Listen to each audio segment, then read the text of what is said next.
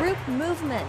The United States sending thousands of additional U.S. troops to Europe to bolster NATO allies in response to a possible Russian military invasion of Ukraine. These forces are not going to fight in Ukraine. In China, the upcoming Olympic Games in Beijing, drawing attention to genocide against the Uyghur people. They have oppressed basically every dissent in China. And a preview of the National Prayer Breakfast. My prayer is that we would still the noise, the anger. All this and more tonight on Faith Nation.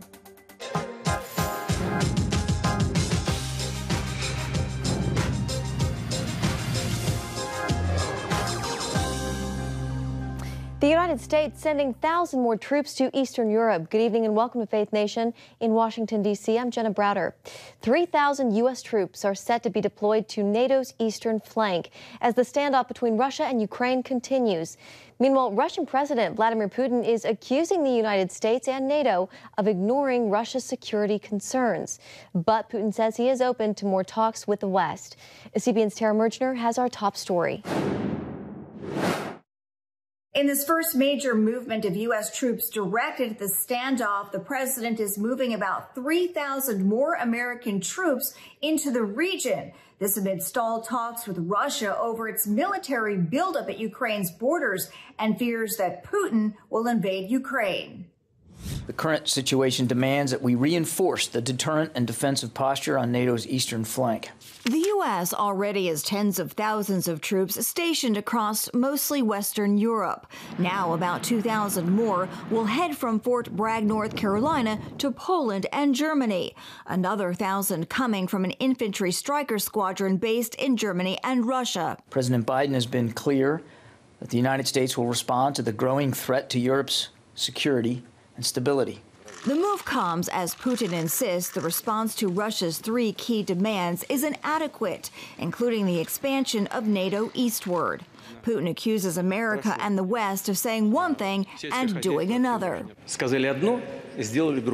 Saying, as the people say, they played us. They simply lied. The Biden administration denies the accusation, calling it an attempt to bully Ukraine. As tensions simmer, Ukraine's defense minister tweeting about the new military supplies. Sixth bird from our friends from the U.S., 84 tons of ammunition arrived. Well, there was no breakthrough at a meeting between Secretary of State Blinken and Russian Foreign Minister Lavrov. The two agreed to talk again. The door to diplomacy remains open. We don't know what decision President Putin will make while we've seen the buildup of troops on the border. Now, according to a leaked document from a Spanish newspaper, the U.S. could be willing to enter into an agreement with Russia to ease tensions over missile deployments in Europe if Moscow pulls back troops from Ukraine's border. In Washington, I'm Tara Merchner, CBN News. All right, thank you, Tara. Well, to China and the upcoming Beijing Olympics that start Friday. Human rights groups are calling it the Genocide Games, protesting China's brutal treatment of more than 1 million Uyghur Muslims and other minorities. Some even calling for people to boycott watching the games, while one organization is encouraging viewers to pray for China. CBN's George Thomas has the story. They have oppressed basically every dissent in China. Wu Kai-shi should know. At age 21, he fled China for his leading role in the Tiananmen Square protests of 1989.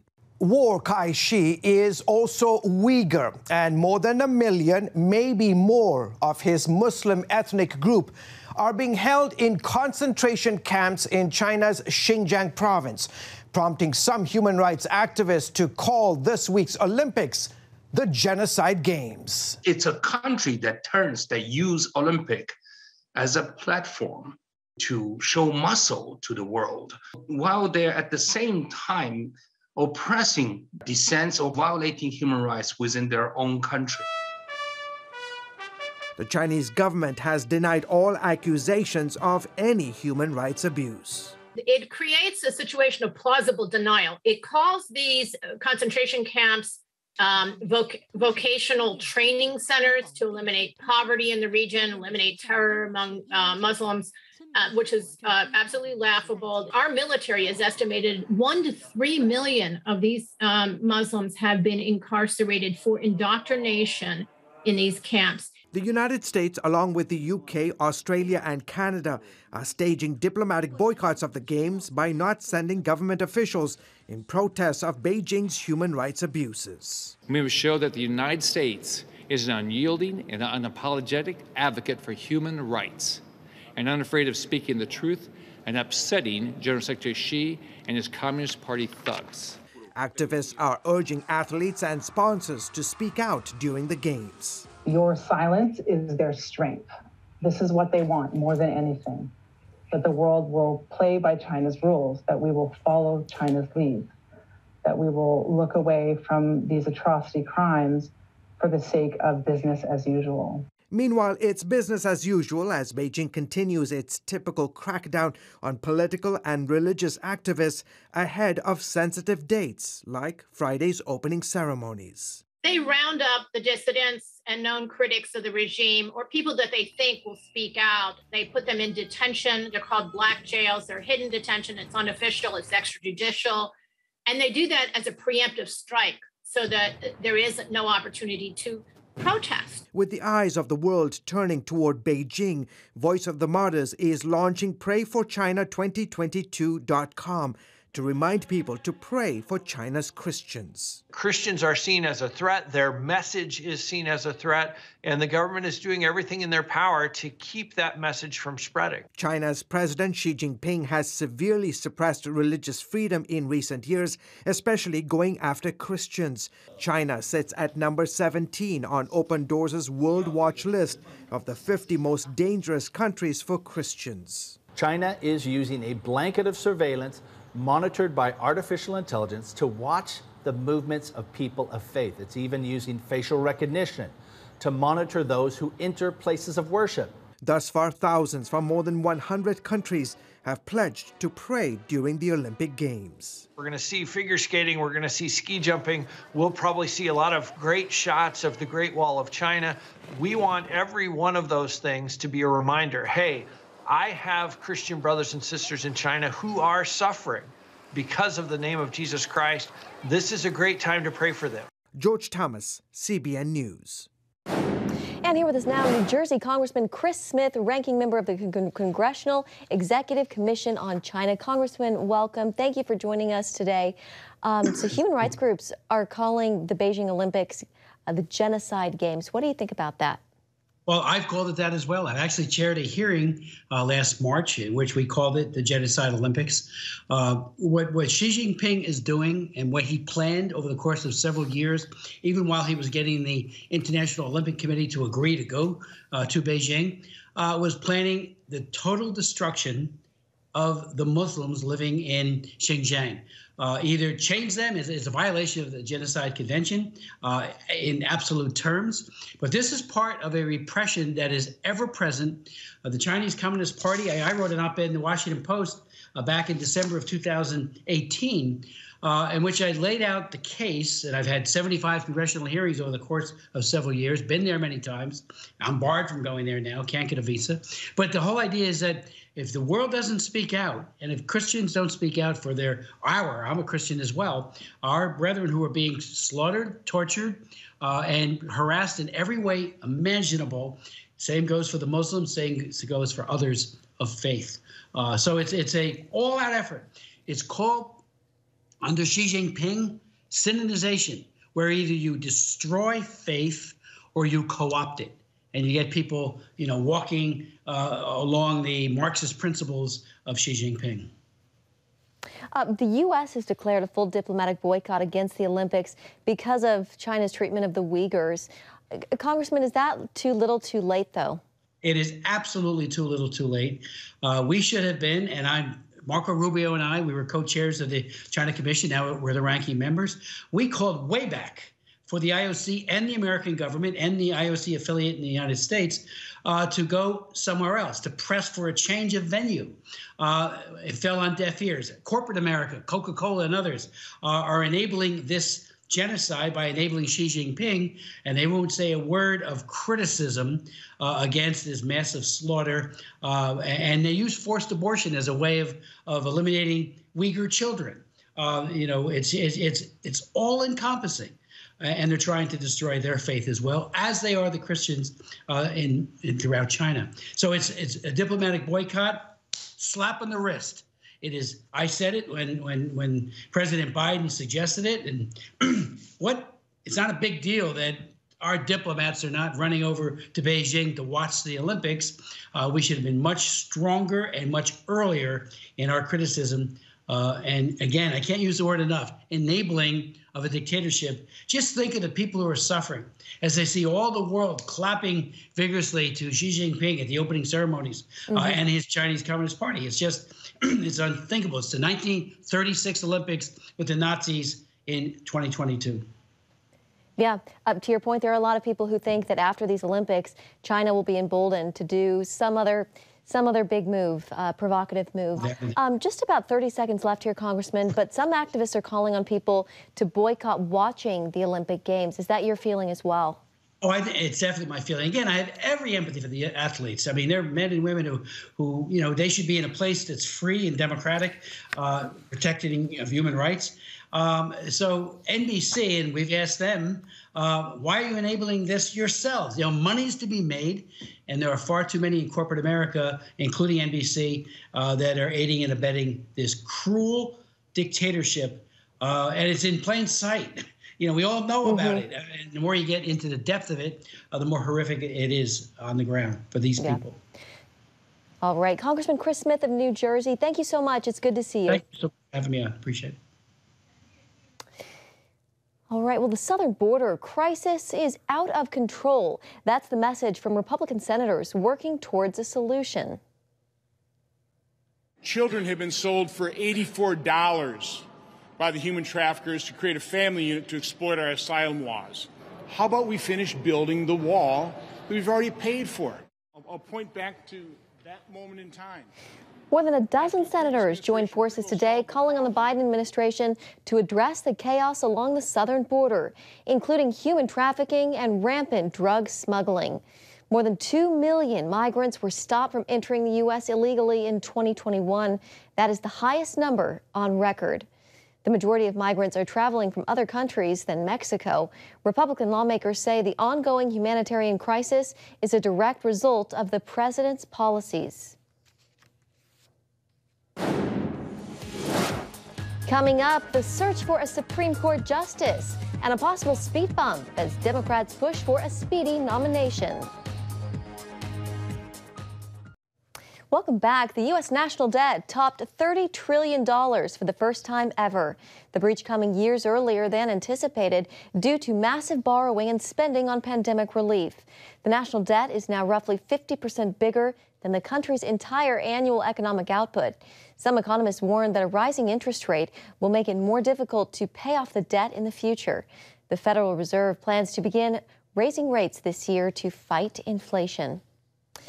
To the Supreme Court, Democrats pushing for a quick and speedy nomination process to fill the seat of retiring Justice Stephen Breyer may be heading for a speed bump. Moderate Democrat Joe Manchin urging colleagues not to rush through the process. I have not felt anybody rushing something through because we just have to get it done real quick. We're determined not to have a void in the court. And President Biden says he'll nominate a candidate by the end of the month and is seeking input from the Senate. And joining us now is Penny Nance, President and CEO of Concerned Women for America. Penny, great to see you. Thank you for coming on tonight. Great to be on. Thank you. Good to see you. Senator Manchin, we just heard urging caution, but it still feels like there won't be a big battle over this nomination. Depending on who the president picks, could this be a pretty smooth confirmation process? Well, it's hard to know. I mean, we don't have a name yet. We don't know who the nominee is going to be. The only thing that the president has said, the only thing that Joe Biden said is that he'd like to pick an African-American woman. And people came after him for that. I am always excited to see women elevated, of course, but I simply don't believe that coming out of Joe Biden's mouth, because I actually have had the wonderful opportunity to get to know Janice Rogers Brown, who was a judge on the D.C. Circuit Court of Appeals before she retired. She was a wonderful jurist. She was actually bound for the Supreme Court. And Joe Biden said specifically to George W. Bush that he would take her down, that he would end her confirmation, and she would never be on the Supreme Court. So he had an opportunity to have an amazing, credentialed, brilliant African-American woman on the Supreme Court years ago, and he didn't want that. He stopped her twice. She was the daughter, or is the daughter, of a sharecropper, the daughter and the granddaughter for the sharecropper from Alabama. She worked very hard to be where she is. And so anyway, and a brilliant constitutionalist. There's no one that is more credentialed for that job. So we'll see what happens. Instead, we're looking at more left-leaning people who we don't know if they're going to be constitutionalists. But I've urged the president that this is his chance to actually follow through with his promises of unity by appointing a constitutionalist. We'll have to see as they go through the process. And so it's good for Senator Manchin to urge people to slowly think this through and to make sure we really go through the process instead of rushing to judgment.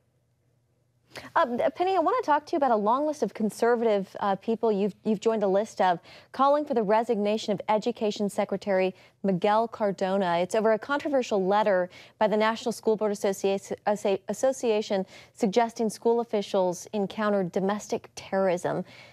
Penny, how big of a problem is this? You know, it is shocking to us and shocking to parents all over this country that simply by showing up at a school board meeting and expressing honest outrage and regret and opposition to their children being taught philosophically counter to American exceptionalism and counter to their faith and their beliefs, diatribes by the public school system. CRT, gender theory, all of that, the transgender issue, all of that has been addressed in America's schools, whether they want to admit it or not. And parents have been very upset. They found out, they were discovered because that parents were suddenly at home and seeing what was being taught to them on Zoom. And the reaction, instead of saying, let's think about this, we need to be circumspect, we need to really listen to parents, has been the opposite. And you have seen this opposition from the Department of Education, even working with DOJ, to accuse parents of being terrorists, and it is wrong. Yeah. All right, Penny, we are out of time, unfortunately, but it's always good to have you on the show. Thank you so much. Penny Nance of Concerned Women for America. And we'll be right back.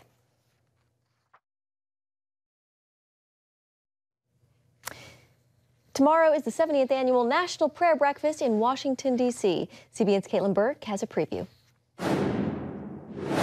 Shared faith can build powerful relationships. Senator Chris Coons tells me he's seen it firsthand during a weekly Bible study with a bipartisan group of colleagues. I've had a chance to hear really powerful, moving stories from some of the most conservative Republican members of the Senate, and it's built real bridges of friendship for us.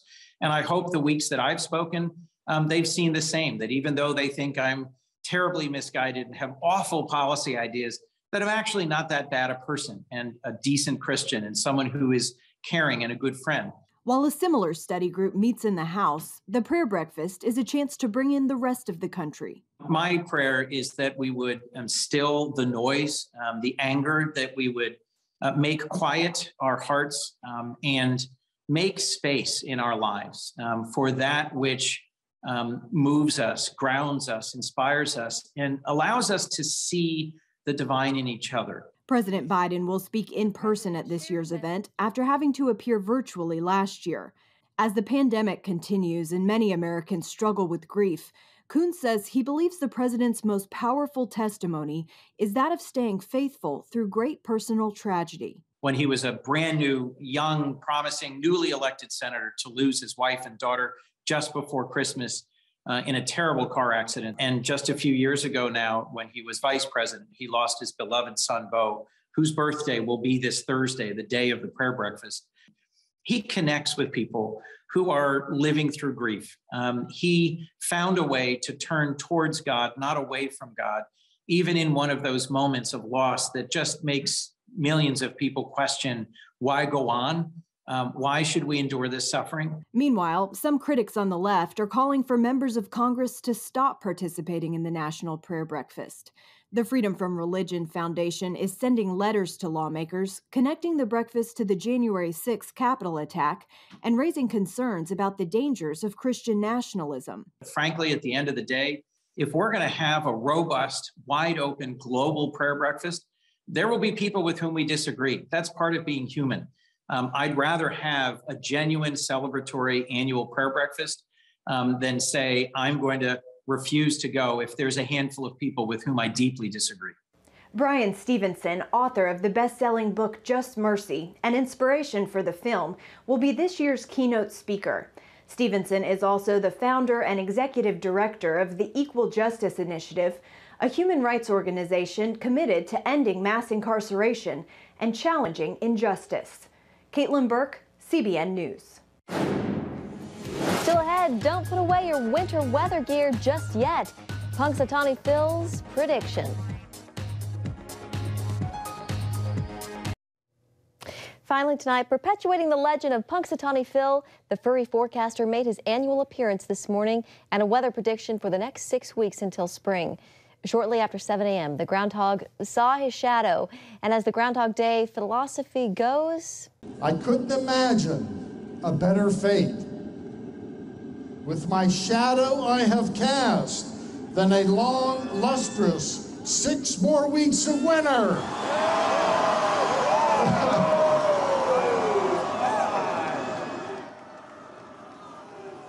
Phil has predicted an extended winter about 85% of the time over the course of his weather career. Thousands gathered to see the beloved groundhog in Punxsutawney, Pennsylvania, the largest midweek crowd in the history of Groundhog Day. And that will do it for us this evening on Faith Nation. Thank you so much for joining us. We'll see you tomorrow.